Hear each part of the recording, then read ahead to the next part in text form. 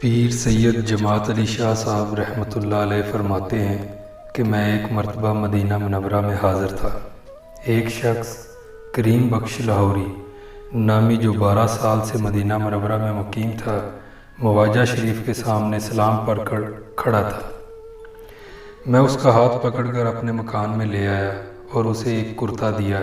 میرے ایک رفیق نے اسے ایک قیمتی کوٹ اور ایک نے پگڑی اور ایک نے پاجامہ اور ایک نے چادر دی۔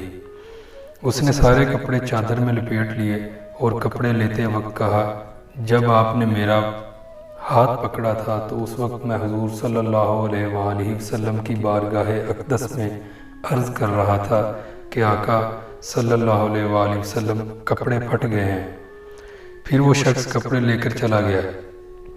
غسل کر کے کپڑے پہن کر خوشبو لگا کر دربار عالیہ میں دست بستہ حاضر ہوا اور عرض کی، ابروئے چشم خورشید صلی اللہ علیہ وآلہ وسلم کپڑے مل گئے ہیں، دیکھ لیجئے۔ پیر صاحب مزید فرماتے ہیں کہ دوسرے سال میں پھر مدینہ طیبہ میں حاضر ہوا۔ وہی کریم بخش لاہوری پھر مجھے ملا۔ گزشتہ سال والی بات یاد تھی۔ میں نے ایک آدمی کو کہا کہ اسے کپڑے دے دو۔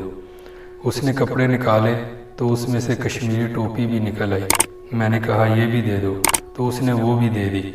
جب اسے کپڑے اور ٹوپی مل گئی تو وہ اللہ کا بندہ کریم بخش کہنے لگا کہ آج میں نے شاہ جانا صلی اللہ علیہ وآلہ وسلم کی بارگاہ اقدس میں عرض کی تھی کہ حضور صلی اللہ علیہ وآلہ وسلم ٹوپی پھٹ گئی ہے۔ کریم بخش بتانے لگا کہ مجھے مدینہ منورہ میں 12 سال ہو گئے ہیں، پہلے سال مجھے علم نہیں ہوا۔ پورے 1 سال کے بعد مجھے یہ مسئلہ سمجھ آیا کہ تاجدار غنا صلی اللہ علیہ وآلہ وسلم ارشاد فرمایا کہ میں تقسیم کرنے والا ہوں، دینے والا رب ہے۔ بخاری شریف۔ اس کے بعد 11 برس گزر گئے۔ میں نے کسی بندے کے پاس کسی معاملے میں سوال نہیں کیا۔ جب بھی کوئی ضرورت ہوتی ہے، آقا کریم صلی اللہ علیہ وآلہ وسلم کی بارگاہ اقدس میں آ کر عرض کرتا ہوں اور 5 منٹ بھی نہیں گزر پاتے کہ میری مراد پوری ہو جاتی ہے۔ ملفوظات امیر ملت محمد افضل حسین شاہ۔ وہ جسے چاہے جیسے چاہے نواز دے، یہ مزاج عشق رسول صلی اللہ علیہ وآلہ وسلم ہے۔